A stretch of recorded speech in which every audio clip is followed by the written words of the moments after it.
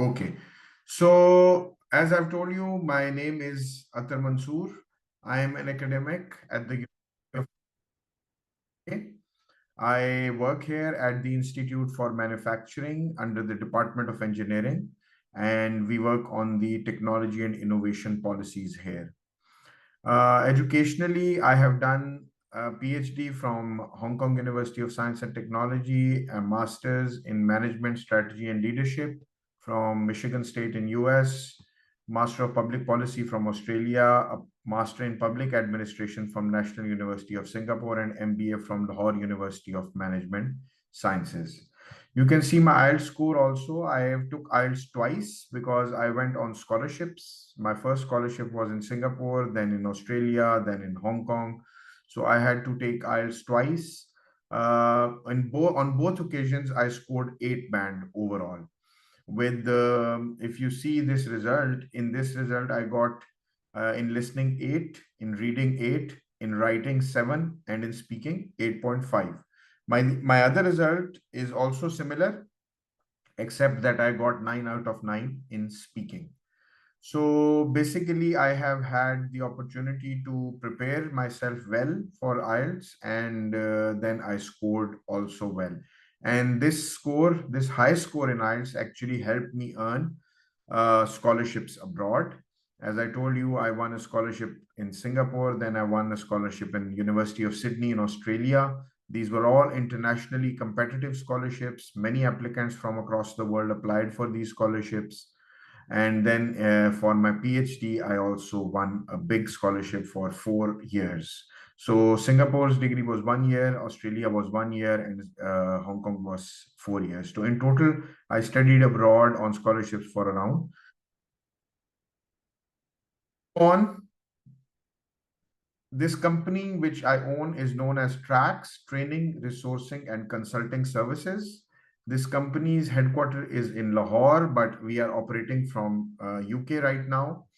And what we offer for the benefit of our clients, for our customers, is that for people who are potential migrants abroad in terms of education and also immigration, along with work opportunities, we offer full IELTS preparatory course. I'm going to tell you the detail of this course at the end of my presentation. And we also abroad consulting services for your education abroad needs. So if you want to study abroad, we are going to help you in identifying the proper country for selection of your course. And in addition to that, a proper, well-reputed university also. So country, course, and university, this is going to be the first part of our assistance to you in our consulting for education abroad. Then after selection and when we finalize, we are going to help you in preparation of your application along with your scholarship application preparation, scholarship and visa. So basically, this is the second part. This is the part for which is very important. The first part, which consists of 3 steps: country selection, course selection, and university selection. And the second part is the application and until the interview. Because myself, I and Mr. Fiaz, who is my co-trainer for the IELTS course and also a co-consultant, he's also going to help you clarify any ambiguities and confusions and questions regarding this service which we are providing in addition to IELTS preparation. But both of us have gone through rigorous selection processes of internationally highly ranked universities. So Fayaz is going to introduce himself and where he was qualified, and I have introduced myself and my qualifications. And because I have studied, as I've told you, at highly ranked universities of the world, which are amongst the top 50 QS ranked universities. So I have gone through this process of not just taking the IELTS, but also preparing the application well, professionally, and to showcase my strengths to the selection committee so that I am finally not just awarded the admission, but also the scholarship. So I have studied at all these universities free of cost. Rather, not just free of cost, I have not paid any tuition here, any fees here, but I have also received handsome and generous stipend. Just to give you an example, that during my PhD, I was able to save around 80,000 US dollars, which is a huge amount of money. And this was all given to me as part of my scholarship money. And I also got my degree in PhD. So there are many opportunities which we are going to help you. So it's not just IELTS. IELTS is the first step. Without IELTS, you cannot do it. So now, without further delay and further ado, I will hand over the floor to Mr. Fiaz Gul, who is my co-trainer, co-instructor for IELTS. He's going to introduce himself in detail. He's going to share his screen, and he's also going to tell about his experience of studying abroad and also taking IELTS. And he's going to teach you two sections today. The first section he's going to teach you is going to be, and it is up to him to sequence them, but the two sections he's going to teach are reading and writing. So keep in mind that both of these sections are quite tough, and usually writing is very tough. People are unable to produce good writing, for the evaluators to give them good bands. And because in Pakistan now IELTS is computer based, so you have to be proficient in your typing skills also, because the screen is not going to show you any errors. So over to Mr. Fazgul. I will stop sharing my screen and Mr. Fazgul will share his screen and carry on.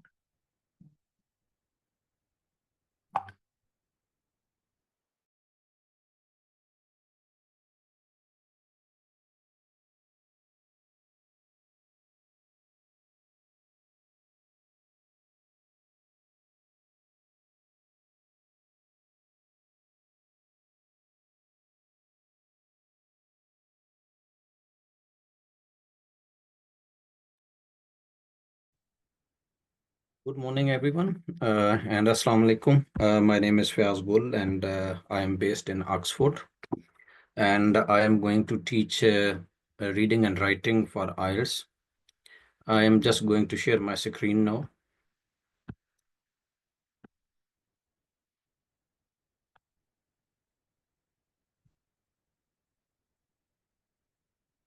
Yeah, can everyone see my screen, please?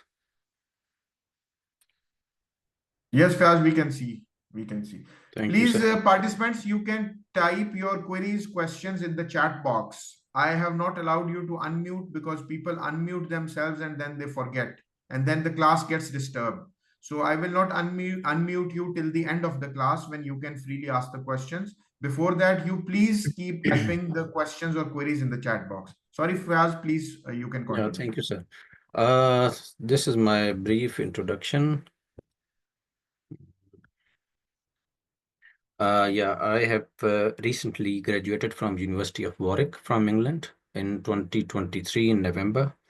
And then before that, I went to Singapore at National University of Singapore. And before that, I did Master in English from Punjab University of Pakistan. I am currently based in Oxford. I am working here in one of the leading logistic company of United Kingdom. And my IELTS score in my both attempts was 7.5. So once I did it in 2022, and before that I did IELTS in 2017. And I got 7.5 in both my attempts. So today I am going to basically teach you writing and reading. And I am going to tell you about what is academic writing and general training writing, what are the core similarity and differences. For example, you can see on the screen that general training writing and academic writing, they both have 60-minute durations. There are two tasks in both of them. In first task in academic writing, you will get a chart, you will get a graph, or you will get a diagram, and you have to explain it. And in the second task of academic writing, you are going to write an essay in response to a question or an argument, and you have to establish your answer on the basis of that questions or argument. Task 1 is of 20 minutes, while task 2, it is of 40 minutes. In task 1, you are supposed to write 150 words, while in task 2, you are supposed to write 250 words. When we compare it with general training writing, you have to remember that in task 1, there is a letter writing and there is no graph or there is no table or chart. It's letter writing. That letter writing can be formal one. It can be informal writing, and again, it is of 20 minutes. While task 2 is basically, again, it's similar to the task 2 in academic writing, that you will get a question or an argument, and then you have to answer accordingly. There is another difference between academic writing and general training writing, that if you get in academic writing 7 band, you will get 6 band in general training writing. Why is this so? Because general training writing is easy in comparison to academic writing. That is the main difference. So you have to put a lot of effort, particularly in general training writing, to get 7 band. How to get 8 bands in writing? So these are few tips for you, that you have to focus on contrast, similarities, you have to focus on numbers. We are going to definitely teach you how we can focus on contrast and similarities, and then how we can focus on numbers. Then you have to be very logical in your analysis. You have to use adjectives, adverbs, or verbs in writing correctly. And then you have to use connectors as well, and those connectors, you should be knowing that which type of connectors you are using, you are going to use at which place. So do not write less than prescribed words. This is very important, that if you write less than 150 words in task 1, you are going to be penalized for that. And if you write more than 150 words, there is no penalty for that. But for that purpose, you have to be very careful that when you write it correctly. Because the more you write, the higher is the chance of the mistakes and spelling errors. So that's why usually people avoid writing more than 150 words, and they just touch the the limit, the prescribed words, that is 150. Then you have to write it with correct grammar and tenses, and make sure that there are no spelling errors. Today we are going to solve this academic writing task 1, and we are going to look into the graph. That is a line graph basically, and then we are going to establish similarities, differences, and make a comparison. Then after going through this line chart, we are going to basically see a model answer. And that model answer is, then we are going to analyze that model answer, that can we improve into that model answer or not, or do you think is there any mistake in that model answer. So I am going to read it, and that is academic writing task 1. You can ask questions in the chat, and then I am going to answer you as well. And please be participative, because I am going to ask you questions as well, so that you should understand what we are doing. The graph below shows the average monthly change. So you have to highlight, or you have to mark the important words. And number 1 is average monthly change in the prices of 3 metals. So remember, there are 3 metals. Then we are going to talk about prices. Then we are going to talk about average monthly change, and the duration is 2014. Here I want to share with you that some students, because of their overconfidence, they sometimes write 2024, sometimes they write 2004, because they are very confident. Oh yeah, I know about this thing and I can write very good answer. So that's why, because of their overconfidence, they commit some mistake. So that mistake, then it is going to deduct their marks. So then summarize the information by selecting and reporting the main features, and make comparison where relevant. So it's a very well acknowledged information, that you have to make 3 paragraphs, or you can make 4 paragraphs about this writing task 1. Usually the first paragraph, that is the introduction. The second one is a summary of the main line chart, or the graph chart, or the table that you are going to get in academic task 1. And the third is elaboration, or you can say the explanation of the line chart or graph. So here you are going to see that on vertical axis, there is a percentage change in price compared with previous month. So remember that this line graph, it is going to tell you about the percentage change difference in comparison to previous months. So at the vertical axis, you have seen this one. On the horizontal axis, you can see that there are months. So Jan, Feb, March, April, May, June, July, August, September, October, November, and December. And then under it, you can see that there are three metals: copper, nickel, and zinc. So before writing, you have to think about around for 5 minutes that what are the main differences, what are the main similarities in this line graph. For example, here you can see that the nickel, that metal, it started with 6% and then it went down to 3%. You can see the first largest dip that was in the June. So that is basically the highest, you can say the highest percentage difference for nickel. And then you can see that the other two metals in June, they around also touched the dip, or you can say that they came to the bottom. And then again, if you look in October, you can see that all three metals again, they went down. So there are two occasions when all three metals went down. So you have to note this difference, number one. Number two, you have to note it that the largest affected metal is nickel, because it started with 6% in January, but it went down to 3%, -3% in June. And then it started rising again. And then it stabilized at the end of this year in November and December. So similarly, if you look at particularly the copper, you can see its graph. You can see its lines that it remained almost stable. So there is stability in the percentage of the copper metal. So you have to tell this difference as well. And then you can see that zinc, that it started at 1% in January, but suddenly in February it went to 3%. So there was an increase in the zinc percentage change. So it touched 3%, and then from there it started coming down.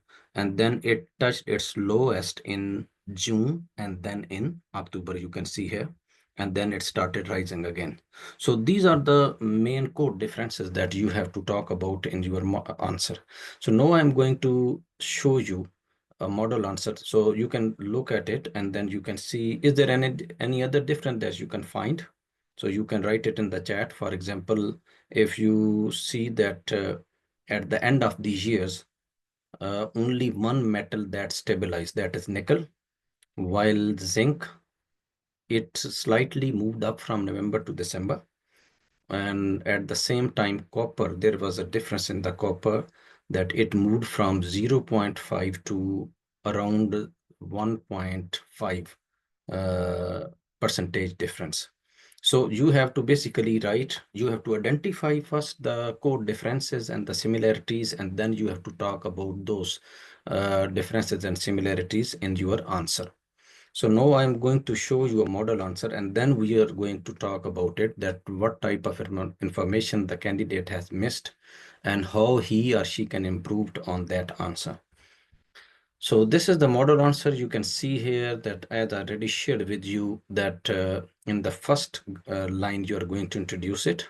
So I am going to read it from the line graph. We can see the average monthly rise or fall in how much copper, nickel, and zinc cost throughout 2014.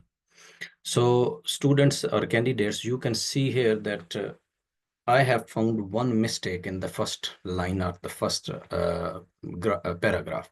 So can you please identify any mistake in the first line or first paragraph? From the line graph, we can see the average monthly rise or fall in how much copper, nickel, and zinc cost throughout 2014. So can anyone identify that where this candidate has made a mistake?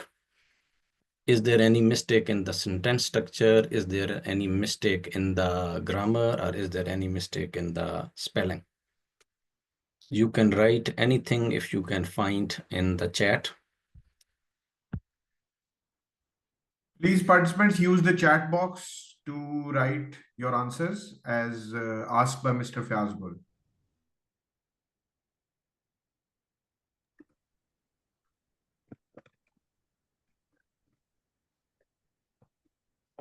So can anyone identify anything?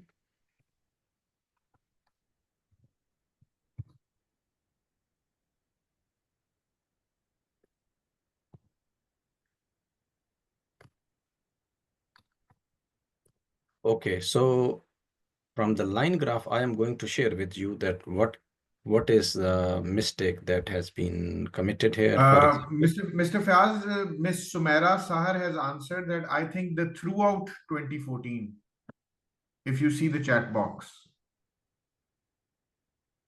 Mr. Fiaz, yeah, can you see the chat that's box? fine. Yeah, I can see it. I can see it, sir. And Cost Dr. throughout Fazila Nazir has 2014. also answered something. You can have a look. Yeah, so yeah, that's correct.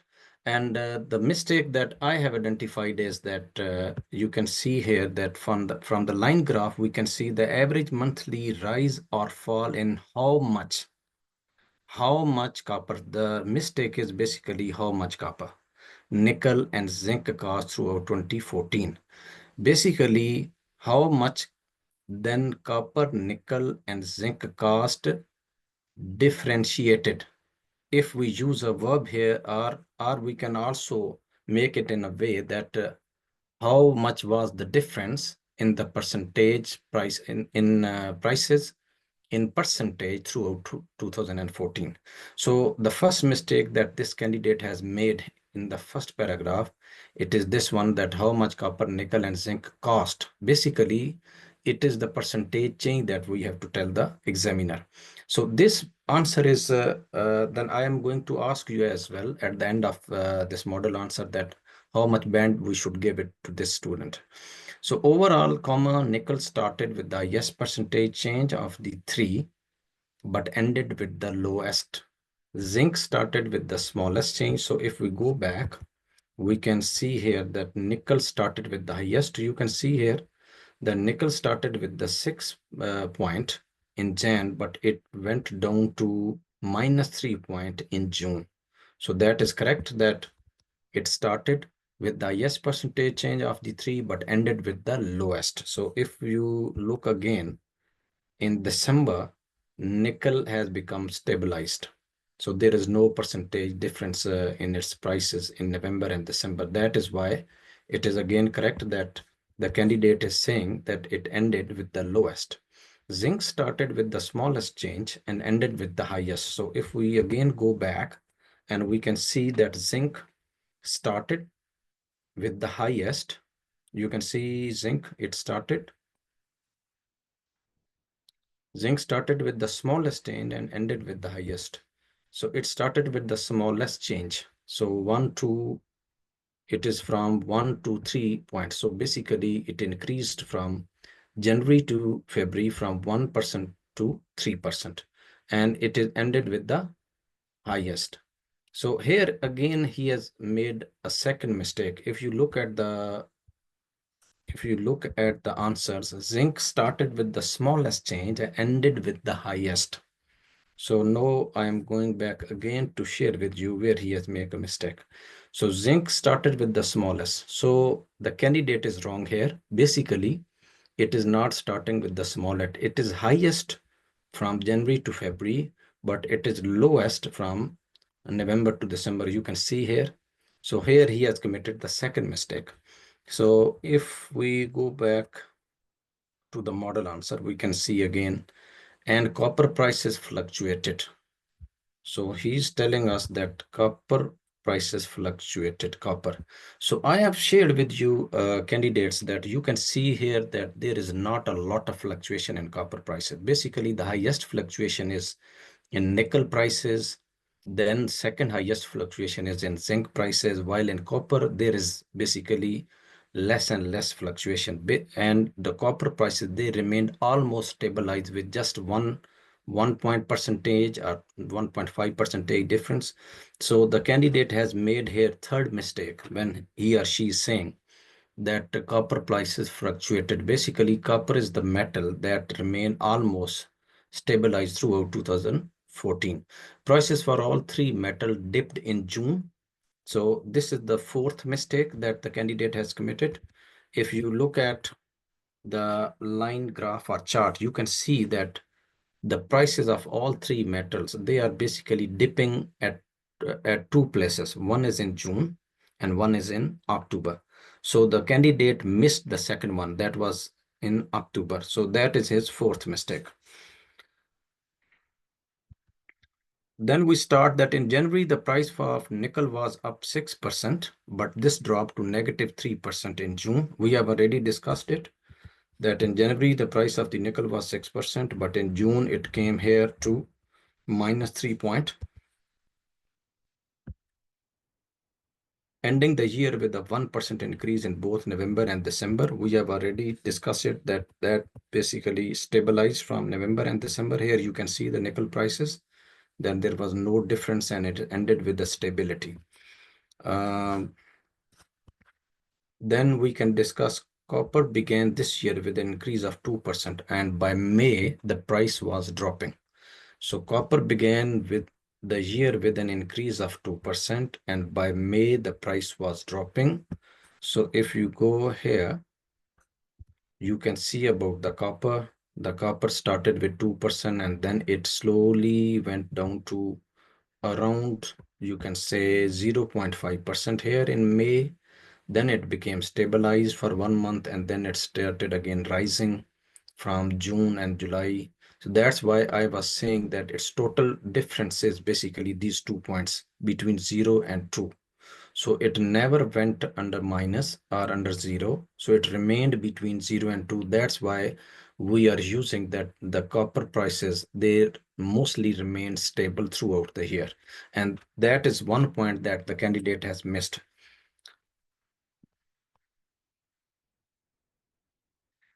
Then we can see it rose again, increasing by a percentage point in July, August, and September.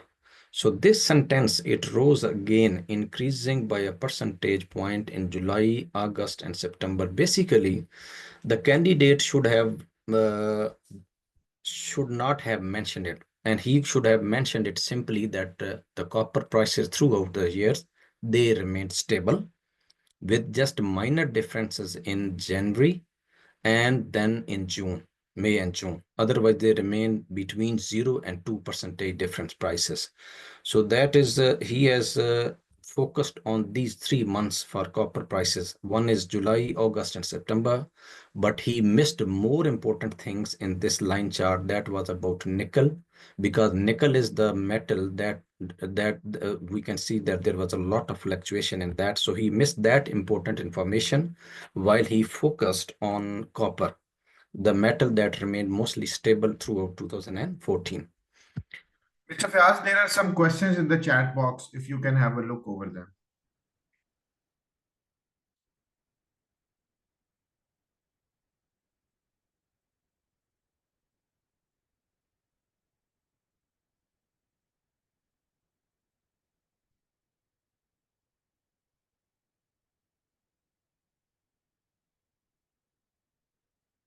Yes, I am going to share with you that if you mention numbers correctly, you are going to be you're going to get more bands, because this candidate, his band is 6.5, and this is one of the good answer, but it's not the excellent answer, because he missed a lot of numbers, and instead he focused on he made a generic explanations.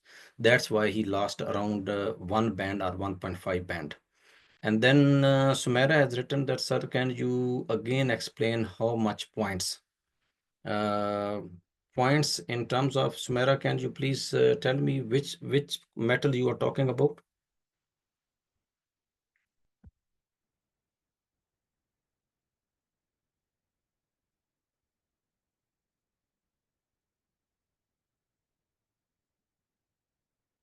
Sumaira, the first para.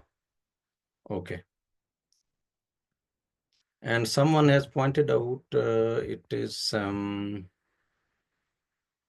Dr. Fazila Nazir, the most fluctuated is zinc. Yes. Yeah, this is what I am sharing with you, that there is a lot of fluctuation in nickel. If you can see at nickel, it's not basically the zinc, it's nickel, the dark one with the dots, the dark one. If you see, it is starting from 6%, and then it is coming to 1, and then is it further coming to -3, then it's rising again, then it is stabilizing, then it's coming down in October, and then it's rising again. So that is the most fluctuated one, nickel, and it's not the zinc, and then copper is the most stable one. So I am going to explain the second paragraph again. Overall, nickel started with the highest percentage change of the three, but ended with the lowest. So if we go back to the line chart, we can see that overall nickel started with the highest percentage, that is the 6% in January, and then it went down to minus 3%. So he's basically discussing us here that nickel started with the highest percentage change of the three. Yes, he's absolutely right, but ended with the lowest. Yeah, he's again absolutely right, because you can see that the nickel has become stabilized between November and December. Here you can see that it has become stabilized. So he is correct in this regard. And then he's explaining zinc started with the smallest change and ended with the highest. Here he seems wrong. If you go back, if you look at zinc, he's saying that it started with the smallest change and then it ended with the highest change. So if you look here in zinc, we can see that there is a just slight difference at the end in November and December. But here in the beginning, it started with the highest difference, not with the smallest change. It started with the highest change. So this is basically the mistake that he has committed. So he should have written that it started with the highest change, but it ended with the smallest change.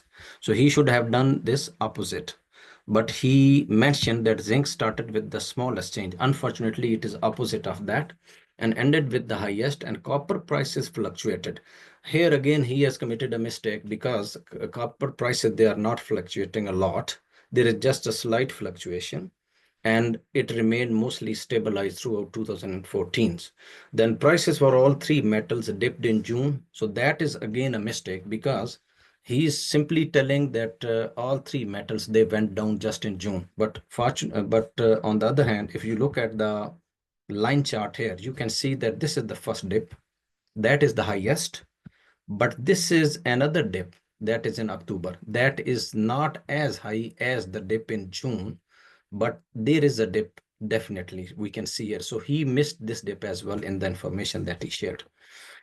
Any more questions, please? So Yes, there are more questions in the chat.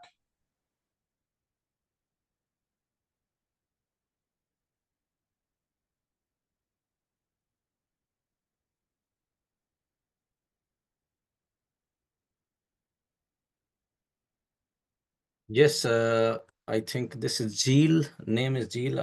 I am sorry if I am pronouncing it wrong. Nickel is fluctuating. Definitely, there is a lot of fluctuation, 100%. And we have to write it that nickel is the most fluctuating metal throughout 2015. Can you tell if question is in present, then the answer should be in present or past? Yes, definitely. If the question is in the present, you should try to write it in the present tense. It can be any present tense. Or if the question is in the past, then you can write in past tense. It can be any past tense. We are coming to the end of the model answer. That is, zinc saw its dramatic increase in February. So instead of saying zinc saw its most dramatic increase, the candidate should have written that there is a dramatic increase in the zinc percentage prices in February. So saw, it does not look suitable here, the saw words with zinc, because C is basically someone. It's usually used for the human beings. So we can say that there is a most dramatic increase in February for zinc with 3%, and the price fell in June, a 1% decrease. The change was negative until October, November, when it began to rise. So if we go back about zinc, we can see zinc. So we can see here that it is in the beginning, it observed the highest change from 1 to 3%, but then it went down, and then in June it touched the bottom, and then in October it touched the second bottom. That was definitely slightest in comparison to the dip or the bottom that it observed in June. And then it rose, and from there in November and December, there is a slight difference. So it's rising again. So these are the some common mistakes that students or candidates they ignore when they are writing. So remember, there are few very important things about this model answers. He has committed around 7 mistakes in this answer. Number one. Number two, he hasn't mentioned a lot of numbers. That's why he has been given 6.5 bands. So it is not necessary that one should follow other people when you are writing task one or task two. Always be creative, always think differently, try to be different from others, and avoid structural errors in the writing as well as the grammar errors, spelling errors, and then you should focus on numbers. So I am going to share you, we are going to the next module, that is reading sections, academic and general. So there is again few similarities and differences. You can see that both have 60-minute durations. And the format is, there is a difference in the format. For example, in the first one, you will get in academic reading 3 passages. Those passages would be long passages, and then you have to answer 40 questions. So after first passage, there can be 13 to 14 questions. In the second passage, you will get around 13 questions, and in the fourth one, you will get either 13 or 14 questions. So total number of questions would be 40, and you will have 60 minutes for those. While in general training writing, there is a 60-minute duration, but there is a difference in the format. That is, you will get 3 sections with 2 short reading passages. So that is the main difference between general training reading and academic reading.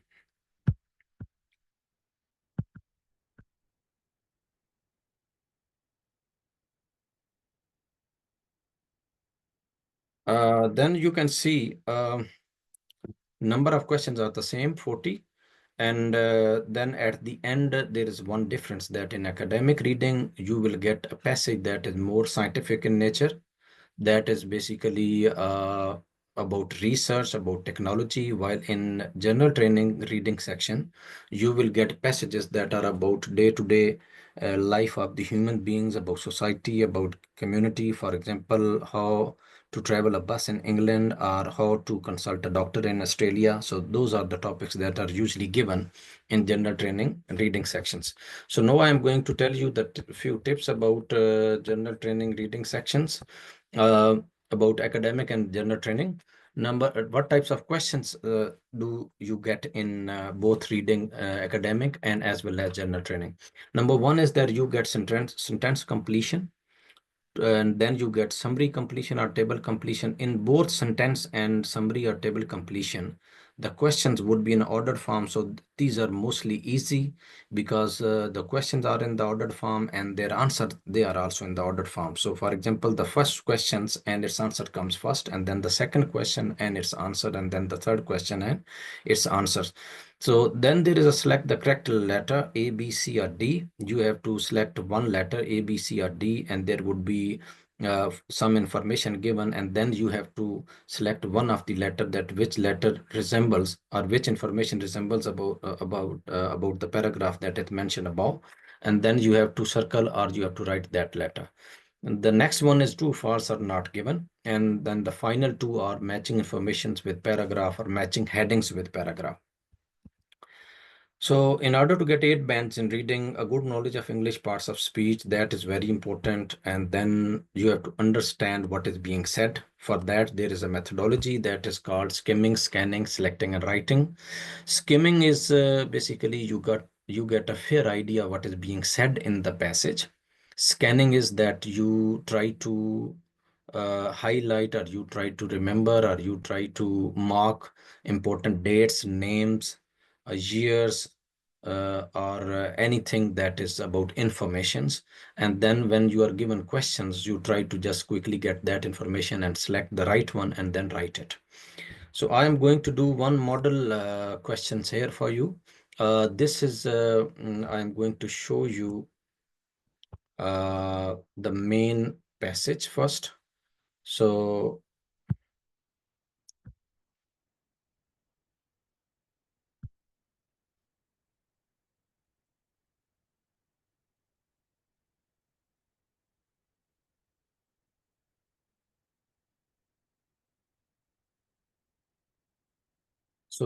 Can you please see, all of you, see the passage? It's a reading passage 1. You should spend about 20 minutes on question 1 to 13, which are based on reading passage 1 below. This is the title of the passage, Green Roofs. So green roofs mean you should be able to understand what the author is going to talk about. For example, he's going to talk about roofs, and then he's going to talk about green. So it means he's going to talk about something, growing vegetables, growing gardens on the rooftop of the houses. So always remember that when you get a passage, you should read the title of the passage, and then from that reading, you should try to assess that which type of reading you are going to do in this passage. So title is very important, and you should understand the title, and then from there, you should made up your mind that which type of information is coming up in the passage, and from there you can start. In this passage, there are 6 paragraphs, and for the sake of this demo class, I have just selected one place where we are going to start. It is this one you can see on this slide. So I told you that you will get, for one reading passage, you will get 1 to 13 questions. And for the next reading passage, you will get again 1 to 13, and one of the reading passage will have 1 to 14 questions. So in total, you will get 40 questions. So if you look at this, this is basically summary completion. So I already shared with you that in summary completion, in table completion, you will get ordered questions and ordered answers. So here you can see that from question number 6 to 9, if you look at the questions, complete the summary below. Choose one word only from the passage for each answer. So remember, you are not going to choose 2 words. You are going to choose just 1 word, and write your answer in boxes 6 to 9 on your answer sheet. So these are the 2 passages that I have selected for this question 6 to 9. And this is passage A and passage B. So how we are going to do it? I already told you that first you have to do skimming. Skimming is basically you quickly go through the paragraphs, and you made up your mind that what type of passage it is. And then it gives basically a fair idea to you that what the author is saying in this passage. Then you go for scanning. Scanning is that you go for the dates, you go for the information, you go for years or any names that is present in the passage. So here, if we start from passage A, rooftops covered with grass, vegetables, gardens and lush foliage are now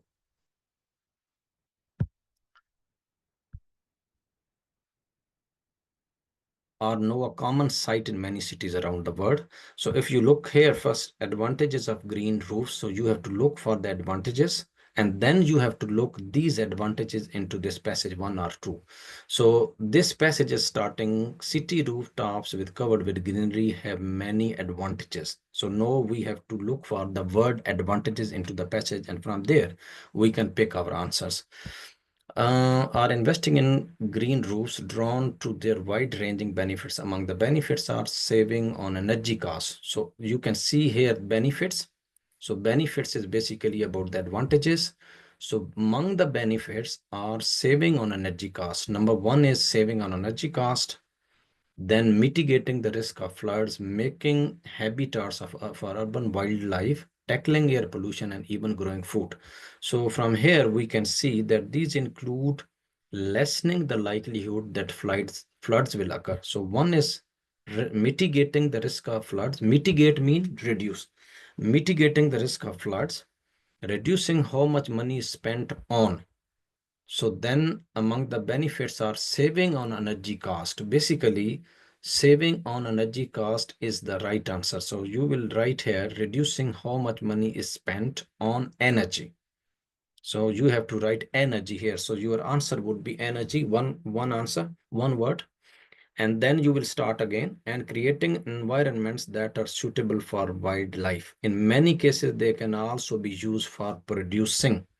So if you come again back to this passage, you can see here that making habitats for urban wildlife, tackling air pollution, and even growing food.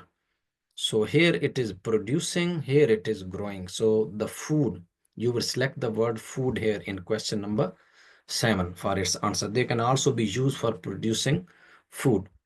Then you move forward and you see that these increasingly radical urban designs can help cities adapt to monumental problems they face, such as access to resources and a lack of green space due to development.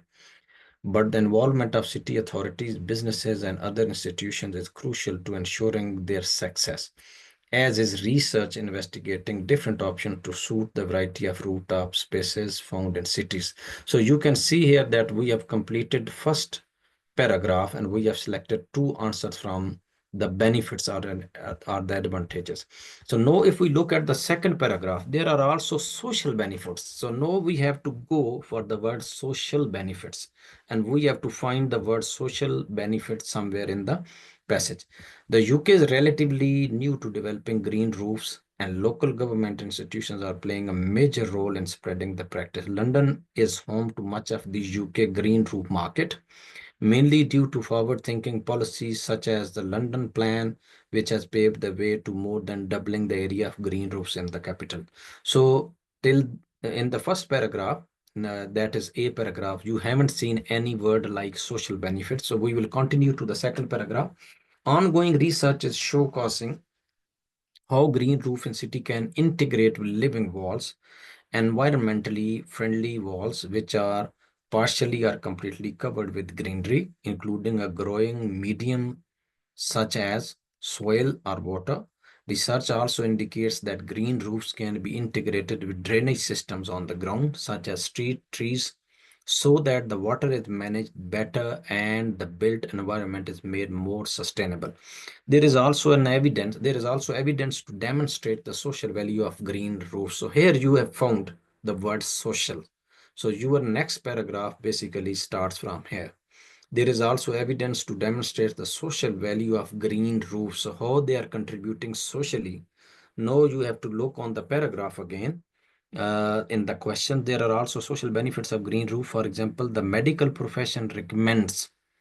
For example, the medical profession recommends. So you have to look for its answer, such as social value of green roof. Doctors. So doctors mean medical profession. Doctors are increasingly prescribing time spent gardening outdoors for patient dealing with anxiety and depression. So here you have to find the answer. For example, the medical profession recommends as an activity to help people cope with mental health issues. So you will put here gardening. So gardening will be the word that you will select for this answers. So recommends gardening as an activity to help people cope with mental health issues. Then we will move forward. So you have selected gardening for this answers. Doctors and then anxiety and depression, and research has found that access to even the most basic green spaces can provide a better quality of life.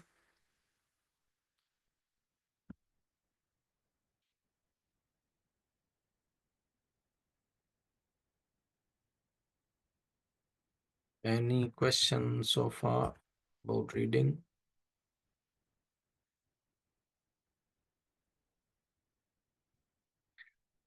Okay, so and research has found that access to even the most basic green spaces can provide a better quality of life for dementia sufferers and help people avoid obesity.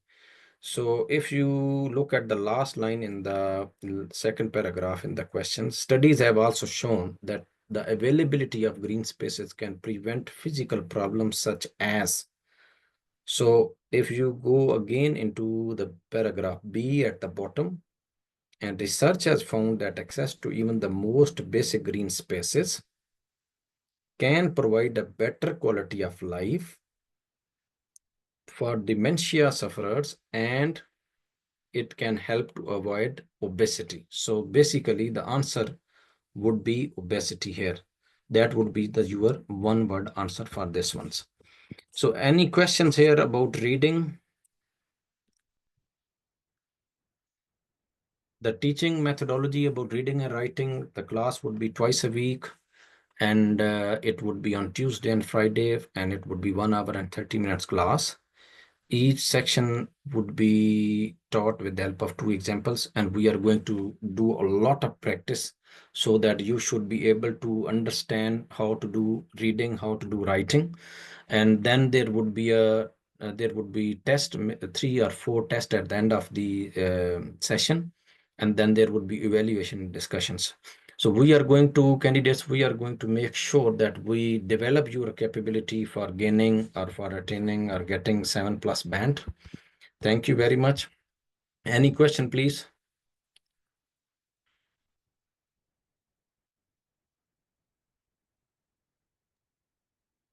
Thank you very much, Mr. Fiazgul. Thank you for comprehensively taking the candidate through the 2 sections, reading and writing. And I think you have explained writing and reading in a very elaborate manner. And candidates, we hope that you have got an idea of what techniques to follow. However, this is only one free class. So in this small period of time and one session, we could only help you with limited amount of practice. We could give you limited amount of practice and guidance. We have a full course coming on 1st April, and I'm going to talk about that later on at the end of this class, and what is the fee structure and how you can join that course online with us. In the meantime, I'm going to now take you through the listening and speaking sections. So first, for the benefit of those who joined late, I'll go to my presentation and because there were few people who joined late in the class. So introducing myself and then telling you about how these listening and speaking sections are structured. So my name is Athar Mansoor. I am working at the University of Cambridge in the United Kingdom. Cambridge is a good small town about 50 to 60 miles away from the city of London. And University of Cambridge is the second oldest university in the world. University of Oxford is the oldest, and Cambridge is about 815 or 16 years old university. So I work here at the Department of Engineering in the Institute for Manufacturing. I have done PhD. I have also done MS from US, Master of Public Policy, MPA and MBA from Lahore University of Management Sciences. And I have studied abroad on scholarships. So my IELTS score, I took IELTS twice, and my IELTS score, in fact, helped me get scholarships. And I have studied at these prestigious universities from in different parts of the world, ranging from Asia, Australia, and United States of America. And now I'm working in the United Kingdom. So I have lived in many parts of the world, and IELTS is my ticket to success. So as far as my professional achievements are concerned, in terms of academics and in terms of work achievements, IELTS has been instrumental. So take it very seriously and get guidance from really good trainers and coaches if you want to chase your dreams and if you want to, get to your goals. So this score, which I have showed on the screen, in this I got overall 8 band with 8 in listening, 8 in reading, 7 in writing, and 8.5 in speaking. I also took IELTS another time, and that result I have not shown here. In that, I got the similar result with 9 in speaking. So I think I have developed a good command over speaking and listening, and also reading and writing. But what we have done here is that Mr. Fiazgul has more expertise in reading and writing, so we have given the class on reading and writing to him, and I have more expertise on listening and speaking, so I will be taking classes on listening and speaking. I can see some comments in the chat box. I would have a small look.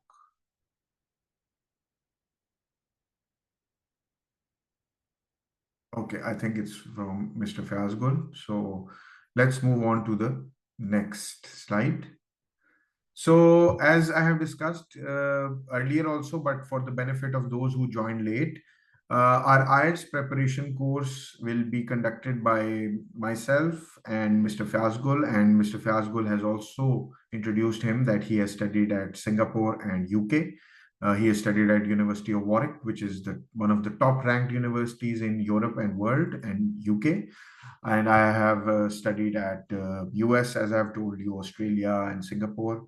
So we are all, both of us are have gone through this IELTS preparation process, and we have also secured highly prestigious scholarships. So we can help you in our second service. Besides IELTS preparation, we are offering here is the study abroad consulting. So we'll help you in country selection, course selection, university selection, and also the toughest part is the preparation of application and the scholarship application, because it's very expensive to study abroad. And Mr. Fiaz and I have studied free of cost. We did not pay tuition fees, or rather we also got stipends and monthly allowances from the university. So they were highly prestigious and very generous scholarships.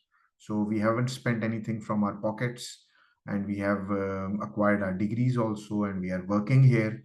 So first step was to get good degrees without any cost and without paying anything, and second was to get good jobs.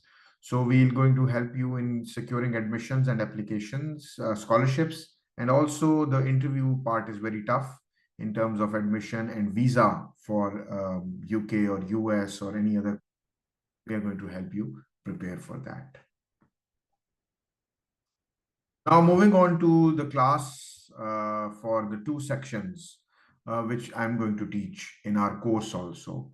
So again, the course is starting on 1st April. We are offering 25% discount, but the details will follow very soon.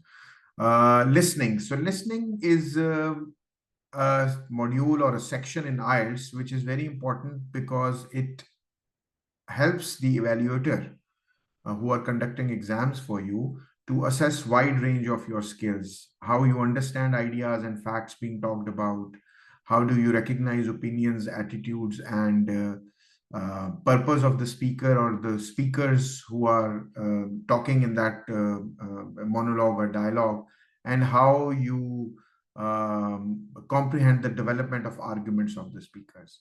So the format is of the listening section is that there you are going to hear 4 recordings, and they can be monologues. Monologues means one person speaking, and conversations between two persons. You're going to get 40 questions, part one, part two, part three, and part four. Every part will have 10 questions each, and you have to be very careful because in instructions you need to understand that you have to sometimes answer one word. One word does not mean an alphabet or letter. Excuse me. One word means full one word. For example, question is one word, whereas A is one letter. So you have to take this very seriously, and you have to read it very carefully so that you are able to follow the instructions and answer correctly. So basically, when there was paper-based exam, you got 10 minutes to transfer your answers. But now in Pakistan, it's computer-based test. So you do not get time to transfer your answers to the answer sheet, but you will keep on typing in the computer for the questions you are going to hear. There are various kinds of types of questions which you are going to hear in listening section, ranging from multiple choice questions to sentence completion or summary completion. But you have to be very careful because you need to very closely look at what is being asked in the questions. So they can be matching, diagram labeling, summary completion, and things like that. So now I'm going to share a screen and we'll do a practical exercise. Listen to it very carefully. Before that, I'm going to give you the tips. The tip is to follow the keywords. Then you are going to get a gap between the hearing of the recording and you're going to get a chance to look at the main questions. So if you are able to look at the main questions within that gap, and you quickly highlight the keywords in your mind or on your rough paper, then you will be able to follow the conversation very carefully and very closely, and you will not make any errors or mistakes, right? So I will share the screen and we'll do an exercise and we'll see how we do in that exercise. Are you ready, every one of you?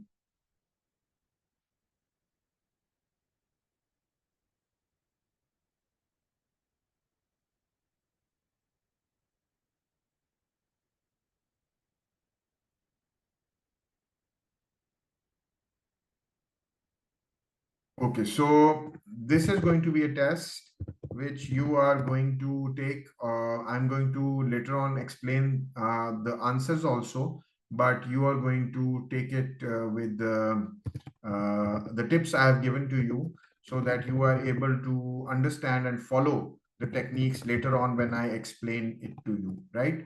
So I'm going to share the screen. Get ready. If you have a page, paper, and pencil or a pen with you, keep that handy because this recording is going to be played in front of you now. So I'm going to share the screen with you.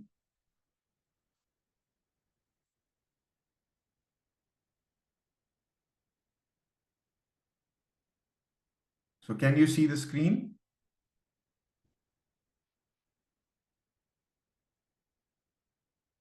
Yes, please type in the chat box and then I will play the recording.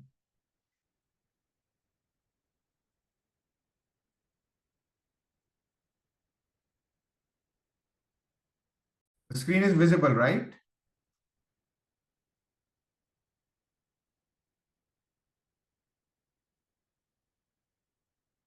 Okay. Okay, the screen is visible. So please listen to this recording very carefully and then I'm going to answer with you the questions. So this is the recording now. Test 1. This is the IELTS listening test. You will hear a number of different recordings and you will have to answer questions on what you hear. There will be time for you to read the instructions and questions and you will have a chance to check your work. All the recordings will be played once only. The test is in 4 parts. At the end of the test, you will be given 10 minutes to transfer your answers to an answer sheet. Now this Now is the turn to critical part part. 1. This is the critical part. You have to focus on postcode, Part 1.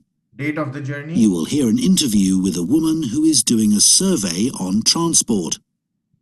First, you have some time to look at questions 1 to 5. You have to focus on postcode, date of journey, the reason for the trip, and what cost, why is it too high, and where did she got onto the bus. So these are 5 areas on which you need to focus very closely. You can forget about the year of birth, the name of the woman, but these 5 things you cannot skip, right? So now focus. Now listen carefully and answer questions 1 to 5. Write down your answers when you listen. I love Monday.com. What's Monday.com? You don't know Monday.com? This is Monday.com. It's a platform. Excuse me, would you mind if I asked you some questions? We're doing a survey on transport. Yes, that's okay.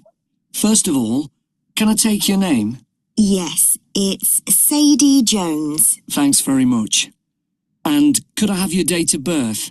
Just the year will do, actually. Is that all right? Yes, that's fine. It's 1991. So, next, your postcode, please. It's DW30 7YZ. Great, thanks. Is that in Wells? No, it's actually in Harborne. Wells isn't far from there, though. I really like that area. My grandmother lived there when I was a kid. Yes, it is nice. Right, so now I want to ask you some questions about how you travelled here today. Did you use public transport? Yes, I came by bus. Okay, and that was today. It's the 24th of April, isn't it? Isn't it the 25th? No, actually, you're right. And what was the reason for your trip today? I can see you've got some shopping with you. Yes, I did some shopping, but the main reason I came here was to go to the dentist. That's not much fun. Hope it was nothing serious. No, it was just a checkup. It's fine. Good. Do you normally travel by bus into the city centre? Yes, I stopped driving in ages ago because parking was so difficult to find. And it costs so much. I see. The bus is much more convenient too. It only takes about 30 minutes. That's good. So where did you start your journey? At the bus stop on Claxby Street. Is that CLAXBY? That's right. All right, G. Who's going to type the answer for question 1? Did you focus on the postcode? Please type the answer for question 1 in the chat box. Quickly, please.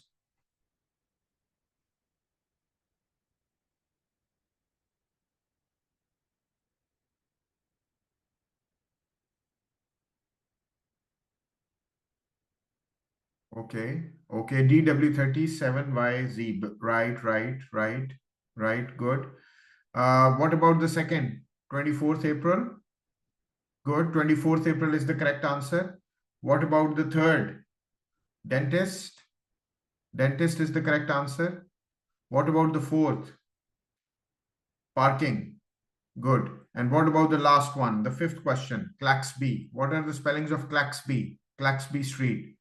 CLAXBY, not CLXBY. Don't write the wrong spellings because they spelled it for you. So nobody has got full 5 out of 5. You are making mistakes. Yes, people have made mistakes. Some have answered 4 correctly. Some have answered 3 correctly. So you have to be very careful when you are listening to this. Now we move to the next 5 questions. So please keep listening and answer those 5 questions, right? Okay. Before you hear the rest of the conversation, you have some time to look at questions 6 to 10. Now look at the important things. The street complains about the frequency of the buses and that day what happened to the bus. And as far as going by car is concerned, what is the issue regarding going by car? And then bicycle. Why does she dislike traveling by bike, and why doesn't she own the bike? So these are the areas on which... Now listen and answer questions 6 to 10. And how satisfied with the service are you? Do you have any complaints? Well, as I said, it's very convenient and quick when it's on time. But this morning it was late. Only about 10 minutes, but still. Yes, I understand that's annoying. And what about the timetable? Do you have any comments about that? I suppose I mainly use the bus during the day. But any time I've been in town in the evening, for dinner or at the cinema, I've noticed you have to wait a long time for a bus. There aren't that many. Okay, thanks. So now I'd like to ask you about your car use. Well, I have got a car, but I don't use it that often. Mainly just to go to the supermarket. But that's about it, really. My husband uses it at the weekends to go to the golf club. And what about a bicycle? I don't actually have one at the moment. What about the city bikes you can rent? Do you ever use those? No, I'm not keen on cycling there because of all the pollution. But I would like to get a bike. It would be good to use it to get to work. So why haven't you got one now? Well, I live in a flat on the 2nd floor and it doesn't have any storage. So we'd have to leave it in the hall outside the flat. I see. Okay, well, I think that's all we need from you today, Steve. All right, please answer the questions. Question 5, 6, 7, 8, 9, 10. What is the answer to question 6?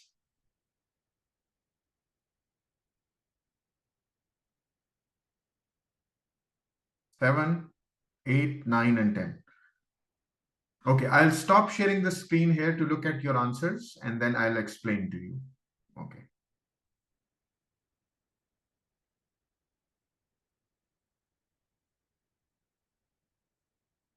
Okay, so the answer was question 6 is late, not about 10 minutes.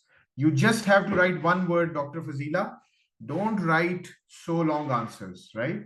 They have asked for one word only, one word. Evening is good for question 7. Number 8, supermarket. Number 9 is pollution, and number 10 is storage. Supermarket, storage, and pollution, right? Good. So yes, 7 was evening. Jheel, 7 was evening, and 6 was late.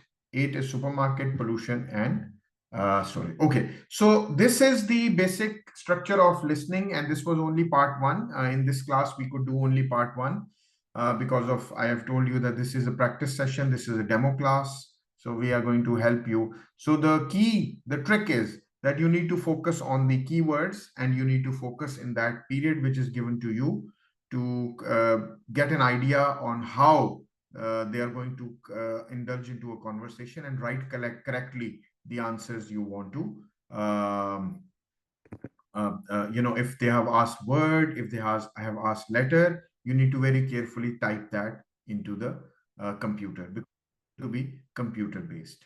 Now moving on to the next section, and before that I'll share my screen again with you so that you are able to see the tips for the speaking section. Now, candidates, you have to understand that speaking is the toughest part in IELTS. This is the answer key to the exercise. You can check your answers. So focusing on keywords and quickly noting down the answers and keeping them as per the requirement. Speaking is, candidates, the toughest section of IELTS because we are not native speakers of English and we do not use English very frequently in our day-to-day communication as far as verbal communication is concerned. We may be using it in writing. For example, when we are working, many workplaces have English as working or official language. Similarly, in our university or colleges, we also use English a lot. English is a subject there and we use English a lot. If you are not solely, if you are not studying in a sole Urdu medium kind of a school or university, but generally you write English. We also listen to English with our professors or teachers or staff talking to us in English, but speaking we do not do very frequently. So the IELTS examiners are going to have face-to-face test with you for speaking. Reading, listening, and writing are held on the same day, whereas speaking is held usually on some other day, before the test or after the test. So there's going to be human evaluator, and they want to understand what is your fluency level, how coherent you are in your speech and your speaking, how do you structure it in terms of coherence, what are the words you use in terms of what is the overall breadth and depth of your lexical resources, and what are the grammatical, the range of grammar you use in your, and how correctly you use it. And finally, your pronunciation. These are 4 things which are evaluated and judged by the evaluators in the IELTS examination. And I'm going to work very closely with you in our course on these 4 dimensions so that you are able to score very good band in the speaking section. As I've mentioned, I have gone through the process, I have taken the exam, and I understand what do they evaluate in the speaker when he or she is speaking to them. So speaking is divided into 3 sections. One is the introduction, the second is the long turn, and the third is the discussion question. So after introduction, which is very easy, very comfortable for all candidates, they go into a topic, which is a long turn question. And finally, there are discussion questions. I'm going to share with you a model test, and then I'm going to give you a chance to practice with me. And also I'm going to show you how I'm going to speak.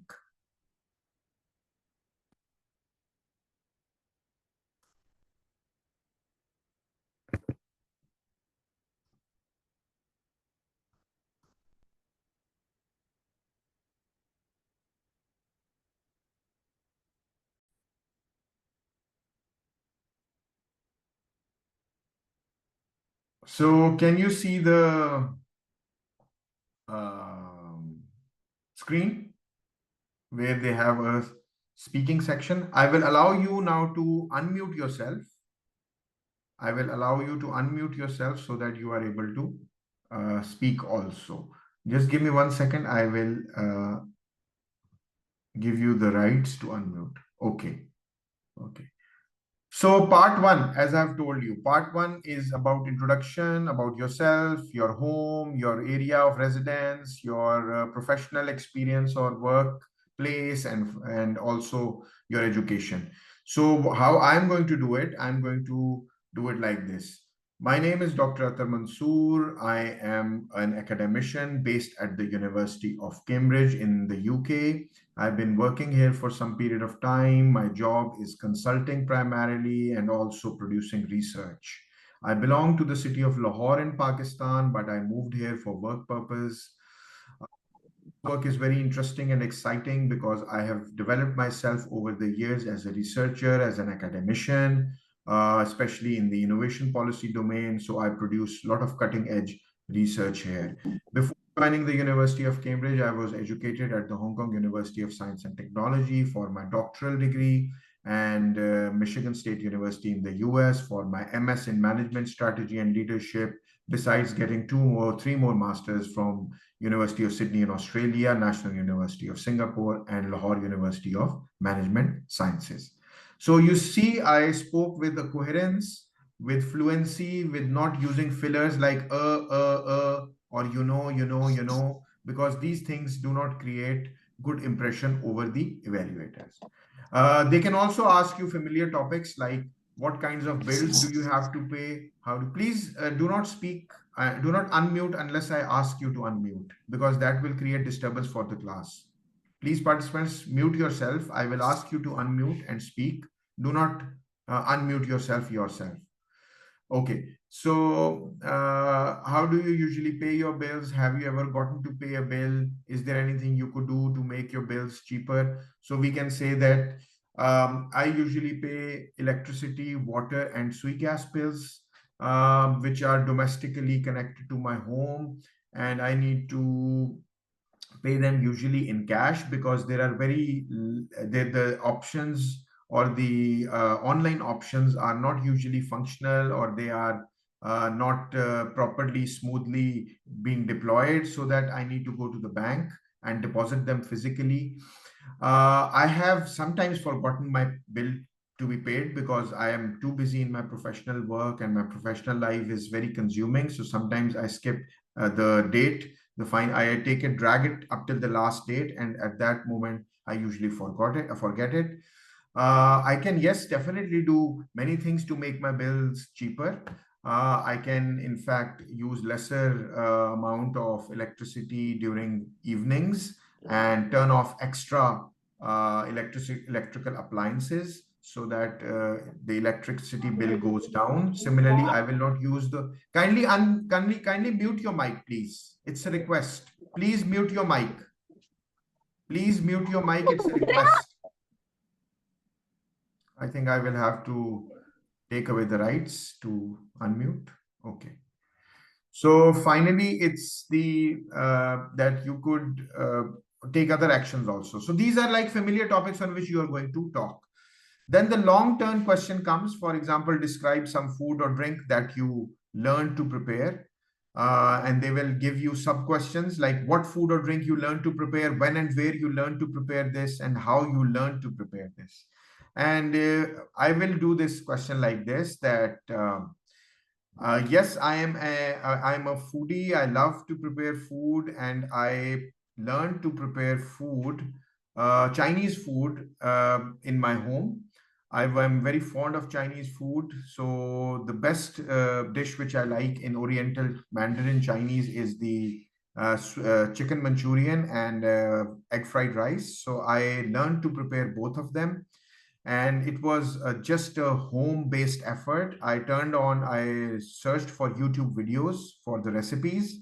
I watched those recipes very carefully online through the YouTube videos, and then I bought the ingredients and I experimented with them, and I was able to prepare it successfully. Although the first time I prepared the food, uh, both the dishes were not as delicious as I usually take them at various restaurants across my city, but I realized that I had made certain mistakes. It's kind of a practice makes a man perfect kind of a phenomenon. So the second time when I did it, it was improved version of what I did the first time, and I was able to compare myself some of the best restaurants in my city. So this is how I'm going to do it. And then they are going to, after the long-term question, they are going to give you time for discussion topics. You see, for the long-term question, you are going to get 1 minute for preparation and about 2 minutes to speak. And similarly, long-term questions, after long-term question, you would be taken to discussion of those follow-up questions, and you need to answer those follow-up questions very carefully. So my job in my course would be to make you perfect in speaking, right? So I'll stop sharing the screen here, and I will move to my end of my presentation so that you can ask then any questions. Right. So the tip is that you need to be very fluent. Practice makes a person perfect. You need to talk to yourself. You need to talk to someone. Get evaluated by someone. Get evaluated by someone who's really an expert speaker of English, so that he or she is able to guide you properly of how to pronounce things, how to structure your speech, how to make it coherent, how to make it jointed, and smooth transition from one part to another part, and how to anticipate challenging questions. Candidates, this brings me to the last part. Our regular classes are starting from 1st April. We are offering a 25% discount. The fee is 20,000, but we are going to charge 15,000 if you register before 30th of March 2025. You can contact on our WhatsApp number from which you got the Zoom link for today, or also on Instagram, and we'll register you immediately. It's a 6 weeks course. The classes are going to be held on Monday, Tuesday, Thursday, and Friday at 9 p.m. Pakistan time. 1.5 hours of class. I will take classes on Monday and Thursday. Fiaz will take classes on Tuesday and Friday. And we are going to make sure that you get your desired bands. Thank you very much for joining today's free session. We hope to host you in our classes. Please keep in mind that we are offering that education consulting also. We are going to help you chase your dreams and secure admissions to top universities across the world, along with scholarships. So you carve out your future yourself. Fiaz has done it. I have alhamdulillah done it. Fiaz has alhamdulillah done it. And we are very proud and happy that we are based at top institutions of not only the United Kingdom, but the world. Fiaz, you have to say something. I'll allow you to unmute yourself and you can say something. Yes, Fiaz, you can say. Yeah, so just wanted to share that, because I have got a job here, so I have gone through the interview process for job here in England as well. So we are also going to tell the candidates that once they reach here as students, how they can get a relevant job in UK market. Okay, I can see a few questions. Dr. Fazila, welcome. Sumera Sahar, the total package would be IELTS preparation and consulting would be 30,000. People charge about 100,000 in Pakistan. But as I have told you, you can see our profiles. You can visit my profile at University of Cambridge and see it's just peanuts. It's just quality service to Pakistanis. We want to give quality service to Pakistanis. So you prepare IELTS with us, you do the consulting, you give us the consulting job, and we are going to inshallah help you in only 30,000. So IELTS preparation is 15,000 and consulting is 15,000. So thank you very much, everyone. Thank you. We hope to have you in our class. We would love to guide you. We would love to mentor you. We would love to help you achieve your goals. Thank you very much. Take care.